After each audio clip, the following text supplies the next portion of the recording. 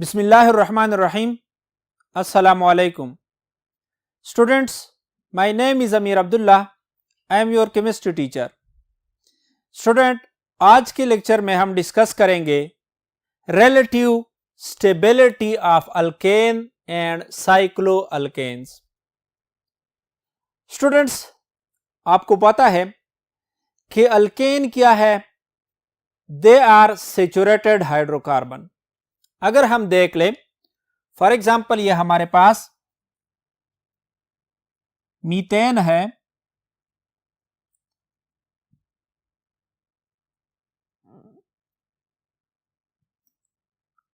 तो इसमें कार्बन जो है फुली सेचुरेटेड है थ्रू सिग्मा बॉन्ड 4 हाइड्रोजन एटमों से मेला हुआ है। इसी तरह अगर हम नेक्स्ट मेंबर देख लें ईथेन, तो इसमें भी हर एक कार्बन फुली सेचुरेटेड है, कार्बन कार्बन सिग्मा बॉन्ड और हाइड्रोजन के साथ भी सिग्मा बॉन्ड बनाया है। तो अल्केन क्या है? अल्केन आर सेचुरेटेड हाइड्रोकार्बन जिसमें carbon carbon and carbon hydrogen bonds are non polar due to comparable electronegativities. अगर हम अल्केन के मॉलिक्यूल को देख ले तो इसमें कार्बन कार्बन बॉन्ड हो या कार्बन हाइड्रोजन बॉन्ड हो, ये क्या होते हैं? नॉन पोलर होते हैं, क्योंकि कार्बन कार्बन बॉन्ड को अगर देख ले तो 2 कार्बन एटमों का बना हुआ है और कार्बन हाइड्रोजन बॉन्ड में भी इलेक्ट्रोनेगेटिविटी कंपेरेबल है। लिहाजा ये हमारे पास क्या है? कार्बन कार्बन बॉन्ड हो या कार्बन हाइड्रोजन बॉन्ड हो, दे आर नॉन पोलर। और हाइड्रोकार्बन क्या होते हैं? They are quite inert. अगर हम इसकी रिएक्टिविटी देख लें तो hydrocarbon are quite inert. Polar reagent do not react with alkane under normal condition. अगर अल्केन के साथ हम पोलर रिएजेंट रिएक्ट करते हैं नॉर्मल कंडीशन पर, तो अल्केन स्टेबिलिटी शो करते हैं, इनर्टनेस शो करते हैं और रिएक्शन नहीं करते। Carbon carbon and carbon hydrogen bond are strong. क्यों स्ट्रांग होते हैं? देखो स्टूडेंट्स, हम पढ़ चुके हैं कि कार्बन हाइड्रोजन बॉन्ड अगर हम देख ले, फॉर एग्जांपल मीथेन में या ईथेन में, तो यहां पर कार्बन क्या है? sp3 हाइब्रिडाइज्ड है और ये sp3 हाइब्रिड ऑर्बिटल दूसरे कार्बन एटम के, जो कि वो भी sp3 हाइब्रिडाइज्ड है, हेड ऑन ओवरलैपिंग से सिग्मा बॉन्ड बना रहे हैं। और अगर कार्बन हाइड्रोजन को देखा जाए तो ये हमारे पास sp3 हाइब्रिड ऑर्बिटल है और हाइड्रोजन का 1s ऑर्बिटल, इसकी हेड ऑन ओवरलैपिंग से ये कार्बन हाइड्रोजन बॉन्ड बन रहा है।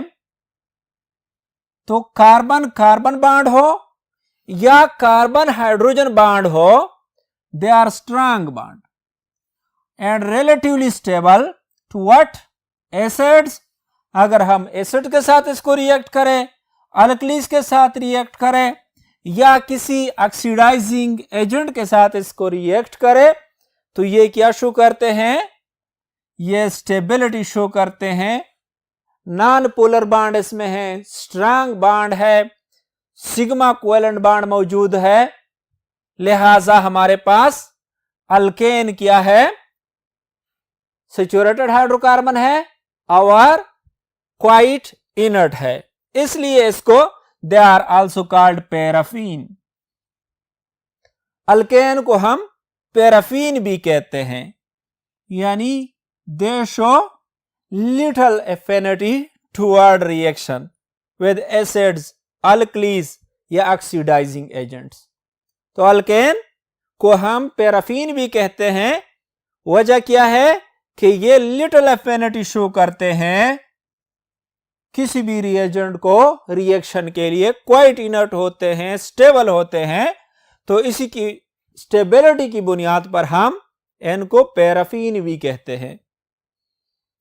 Students, cycloalkanes resemble alkane in chemical behaviour. अगर हम साइक्लोअल्केन को देख ले तो साइक्लोअल्केन में मसलन मैं साइक्लोपेंटेन बना रहा हूं,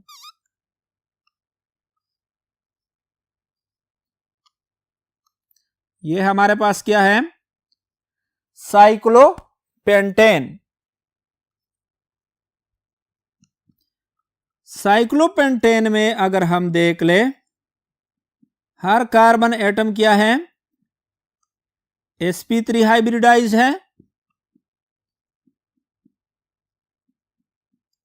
और इसने 4 सिग्मा कोवेलेंट बाण बनाए हैं। हर बाण जो है वो head on overlapping of sp3 hybrid orbital से बना है। तो अगर इनकी केमिकल बिहेवियर को देखा जाए तो cycloalkane resemble alkane in chemical behaviour except cyclopropane. Students, cyclopropane क्यों रिजेंबल नहीं करते साइक्लोअल्केन को केमिकल बिहेवियर में? इसी तरह साइक्लोब्यूटेन, क्योंकि उनमें एंगल स्ट्रेन पाया जाता है। अगर हम देख ले साइक्लोप्रोपेन को, तो साइक्लोप्रोपेन में जहां sp3 हाइब्रिड ऑर्बिटल्स में बॉन्ड एंगल 109.5 होना चाहिए, प्रोपेन में ये एंगल 60 होता है। कितना होता है? ये एंगल 60 डिग्री है, हालांकि ये 109.5 होना चाहिए। तो प्रोपेन में या इसी तरह ब्यूटेन में क्या पाया जाता है? एंगल स्ट्रेन पाया जाता है और इसी एंगल स्ट्रेन की वजह से cyclopropane and cyclobutane undergoes ring opening. इसकी रिंग ओपनिंग होती है और एडिशन ऑफ हाइड्रोजन, अगर हम इसकी हाइड्रोजनेशन करते हैं तो प्रोपेन जो है, साइक्लोप्रोपेन जो है, वो उसकी रिंग ओपनिंग हो जाती है और नॉर्मल प्रोपेन में कन्वर्ट हो जाता है। तो स्टूडेंट्स, हमने relative stability of alkane discuss की कि अल्केन क्या है, सैचुरेटेड हाइड्रोकार्बन है, इसमें मौजूद कार्बन कार्बन बॉन्ड हो या कार्बन हाइड्रोजन बॉन्ड हो, नॉन पोलर होते हैं। वजह क्या है इसकी नॉन पोलरिटी का? क्योंकि इसकी इलेक्ट्रोनेगेटिविटी कंपेरेबल होती है, इनर्ट होते हैं और नॉर्मल कंडीशन में पोलर रिएजेंट्स के साथ रिएक्शन नहीं करते। स्ट्रांग सिग्मा बॉन्ड रखने की वजह से एसिड्स, अल्कली और ऑक्सीडाइजिंग एजेंट के साथ भी रिएक्शन शो नहीं करते। इसको पैराफिन कहा जाता है। और साइक्लोअल्केन भी अल्केन की तरह बिहेवियर, केमिकल बिहेवियर शो करते हैं, except propane and cyclopropane and cyclobutane, जिनमें एंगल स्ट्रेन पाया जाता है और इसी एंगल स्ट्रेन की वजह से उनको स्टूडेंट्स हम यानी रिएक्टिव देन अल्केन कंसीडर करते हैं। स्टूडेंट्स, आप लोगों के एक्सरसाइज में इस पर एमसीक्यूज और शॉर्ट आंसर मौजूद है कि प्रोपेन और ब्यूटेन जो है वो अदर साइक्लोअल्केन की तरह रिजेंबल नहीं करते। वजह क्या है? तो एन में एंगल स्ट्रेन पाया जाता है और इसी एंगल स्ट्रेन की वजह से ये जो है रिएक्टिव देन अदर साइक्लोअल्केन है। स्टूडेंट्स, हम अल्केन की रिएक्शंस स्टडी करते हैं।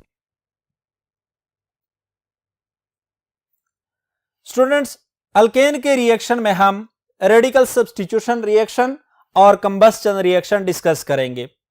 तो रेडिकल सब्स्टिट्यूशन रिएक्शन को डिस्कस करने से पहले हम सब्स्टिट्यूशन रिएक्शन क्या होते हैं। Students, a reaction in which an atom or group of atom is replaced by another atom or group of atom is called substitution. Substitution reaction क्या होते हैं? वो reactions जिनमें एक ग्रुप दूसरे एटम या ग्रुप ऑफ एटम को replace करे, तो इस किस्म के रिएक्शन को हम सब्स्टिट्यूशन रिएक्शन कहते हैं. फॉर एग्जाम्पल हम मीथेन लेते हैं CH4 और इसके साथ हम क्लोरीन रिएक्ट करते हैं, तो ये हमारे पास CH3Cl क्लोरोमीथेन और HCl में कन्वर्ट होता है. तो यहां पर अगर हम देख लें, मीथेन के एक हाइड्रोजन को क्लोरीन ने सब्स्टिट्यूट किया, रिप्लेस किया, और इस किस्म के रिएक्शन को हम सब्स्टिट्यूशन रिएक्शन कहते हैं.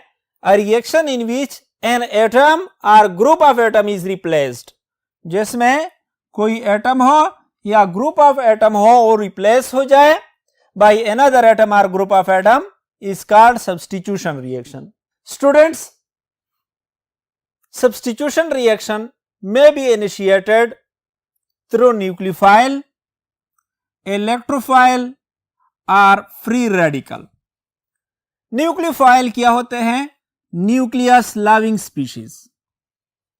न्यूक्लियोफाइल वो स्पीशीज होते हैं, वो एटम या ग्रुप ऑफ एटम होते हैं जिन पर नेगेटिव चार्ज मौजूद हो या जिनके पास लोन पेयर ऑफ इलेक्ट्रॉन मौजूद हो, जिनकी एबिलिटी हो to donate a pair of electron.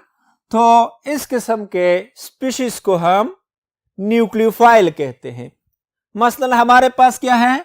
Cl negative ion है, Br negative ion, OH negative ion, या RnH2, इसमें नाइट्रोजन के पास लोन पेयर इलेक्ट्रॉन, H2O जहां ऑक्सीजन के पास लोन पेयर इलेक्ट्रॉन, या NH3.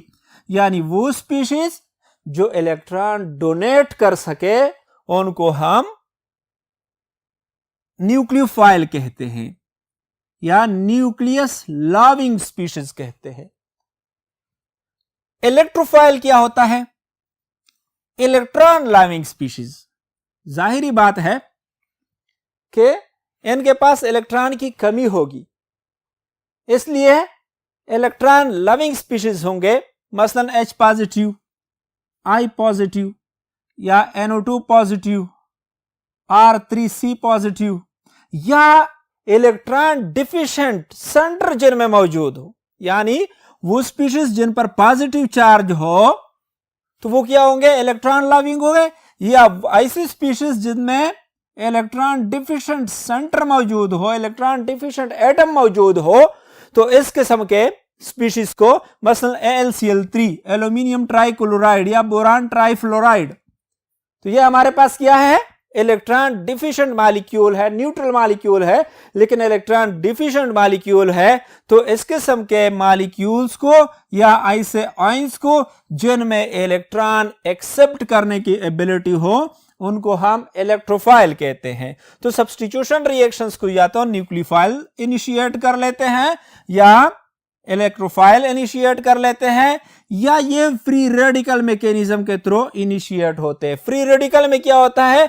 एन एटम और मॉलिक्यूल हैविंग अनपेयर्ड इलेक्ट्रॉन, मसलन chlorine free radical, methyl free radical, जिनमें क्या हो?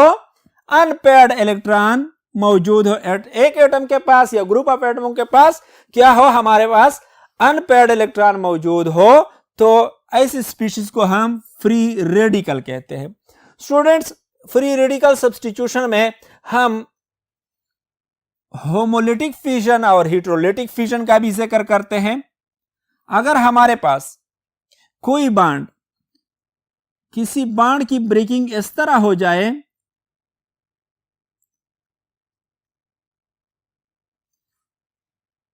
क्लोरीन मॉलिक्यूल है, इसकी बॉन्ड ब्रेकिंग इस तरह हो जाए कि बॉन्डेड इलेक्ट्रॉन एक एक होकर रिस्पेक्टिव एटम्स पे चला जाए तो इस किस्म के फ्यूजन को हम होमोलिटिक फ्यूजन कहते हैं, जिसकी वजह से हमारे पास क्या फ्री रेडिकल प्रोड्यूस होंगे। और हेटेरोलिटिक फ्यूजन में बॉन्डेड इलेक्ट्रॉन एक ही एटम पर चले जाते हैं। मसलन हमारे पास क्या है, फॉर एग्जांपल क्लोरीन मॉलिक्यूल है और इसको AlCl3 कैटलिस्ट के साथ रिएक्ट करते हैं तो क्लोरीन की बॉन्ड इस तरह टूट जाता है, हमारे पास Cl पॉजिटिव इलेक्ट्रोफाइल और AlCl4 नेगेटिव प्रोड्यूस होता है। तो इस किस्म की बॉन्ड ब्रेकिंग को हम हेटेरोलिटिक फ्यूजन कहते हैं। हम अल्केन के फ्री रेडिकल सब्स्टिट्यूशन रिएक्शन की मैकेनिज्म देखते हैं। मैकेनिज्म है क्या students? Stepwise description of a chemical reaction showing old bond breaking and new bond formation. Mechanism किसी केमिकल रिएक्शन का स्टेप वाइज डिस्क्रिप्शन होता है जो शो करता है किस चीज को, ओल्ड बॉन्ड ब्रेकिंग और न्यू बॉन्ड फॉर्मेशन को शो करे। तो इस स्टेप वाइज डिस्क्रिप्शन को हम मैकेनिज्म कहते हैं। हम क्लोरीनेशन देखते हैं, यानी रिएक्शन स्टडी कर रहे थे हम अल्केन की, तो अल्केन की हम क्लोरीनेशन देखते हैं और उसमें particular example chlorination of methane study करते हैं। स्टूडेंट्स, मीथेन के साथ जब हम अल्ट्रावायलेट लाइट की मौजूदगी में क्लोरीन को रिएक्ट करें तो हमारे पास क्लोरोमीथेन और HCl मॉलिक्यूल प्रोड्यूस होता है। हम इसकी स्टेप वाइज मैकेनिज्म देखते हैं। स्टूडेंट्स, फर्स्ट स्टेप में क्या होता है? फर्स्ट स्टेप को हम इनिशिएशन स्टेप कहते हैं।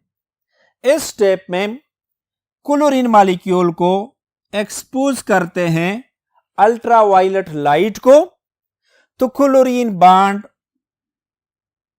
की वाइब्रेशन बढ़ जाती है और एज ए रिजल्ट इस बॉन्ड की होमोलिटिक फ्यूजन हो जाती है और क्लोरीन मॉलिक्यूल दो क्लोरीन फ्री रेडिकल में कन्वर्ट हो जाता है।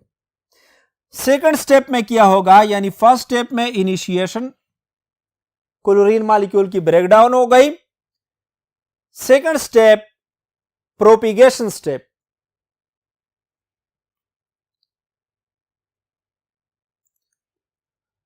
स्टूडेंट्स, सेकंड स्टेप हमारे पास प्रोपिगेशन स्टेप है। इसमें chlorine free radical methane molecule के साथ रिएक्ट करके मिथाइल फ्री रेडिकल प्रोड्यूस कर लेता है और HCl मॉलिक्यूल निकल जाता है। यह मिथाइल फ्री रेडिकल मजीद क्लोरीन मॉलिक्यूल की क्लीवेज करके मिथाइल क्लोराइड और क्लोरीन फ्री रेडिकल प्रोड्यूस करते रहते हैं। थर्ड स्टेप जो है वो टर्मिनेशन स्टेप होता है। टर्मिनेशन स्टेप में स्टूडेंट्स पॉसिबिलिटी है कि जितने भी रिएक्शन मिक्सचर में क्लोरीन फ्री रेडिकल प्रोड्यूस हो रहे हैं वो दोबारा से मिलकर क्लोरीन मॉलिक्यूल बनाए, एक पॉसिबिलिटी।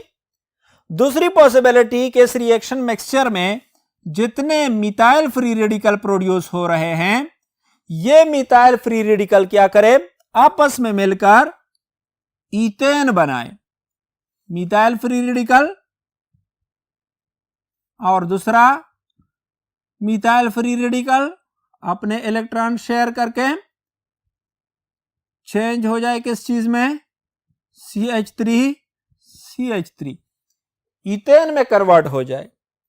थर्ड पॉसिबिलिटी क्या है, मिथाइल फ्री रेडिकल है और वो क्लोरीन फ्री रेडिकल के साथ मिलकर क्लोरोमीथेन बनाए। स्टूडेंट्स, अगर हमारे पास क्लोरीन एक्सेस अमाउंट में मौजूद है तो क्या होता है, मीथेन के साथ स्टेप वाइज रिएक्शन करता जाएगा यहां तक कि मीथेन के सारे हाइड्रोजन को रिप्लेस करके CCl4 में कन्वर्ट हो जाए। फर्स्ट स्टेप में chlorine free radical CH3 Cl plus HCl, दूसरे स्टेप में CH3 Cl plus chlorine free radical CH2 Cl2 plus HCl। Third step में क्या होगा, CH2 Cl2 plus 2 chlorine free radical give us CHCl3 plus HCl।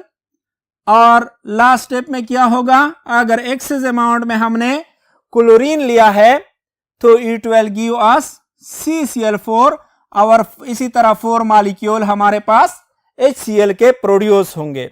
Students, next reaction हमारे पास क्या है, combustion reaction है।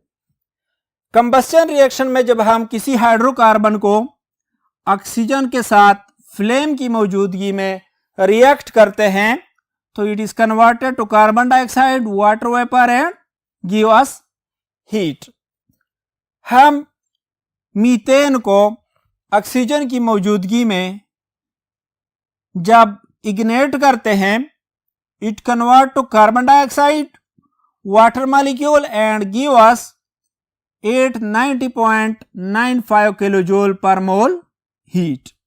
इसी तरह जब हम ईथेन को 7 ऑक्सीजन मॉलिक्यूल के साथ इग्नेट करते हैं it give us 4 mole CO2, 6 H2O and 1559 kilojoule per मोल क्या देता है, हीट। स्टूडेंट्स, अगर मीथेन के साथ ऑक्सीजन को लिमिटेड अमाउंट में इग्नेट किया जाए तो यह हमारे पास कार्बन डाइऑक्साइड की बजाय हमें देगा carbon monoxide, water and heat. और अगर वेरी वेरी लिमिटेड अमाउंट में ऑक्सीजन मौजूद हो और उसमें हम मीथेन को इग्नेट करें तो it will give us carbon soot, water and heat. Students, आज के लेक्चर में हमने क्या क्या चीजें डिस्कस की, reactivity of alkane and cycloalkane, reaction of alkane जिसमें हमने फ्री रेडिकल सब्स्टिट्यूशन रिएक्शन और हमने उसमें nucleophile, electrophile, free radical, homolytic cleavage, heterolytic cleavage का जिक्र किया और फिर हमने हेलोजनेशन ऑफ अल्केन और कंबस्टन ऑफ अल्केन स्टडी किए। आज के लिए इतना ही काफी है। नेक्स्ट लेक्चर में मिलते हैं। अल्लाह हाफिज।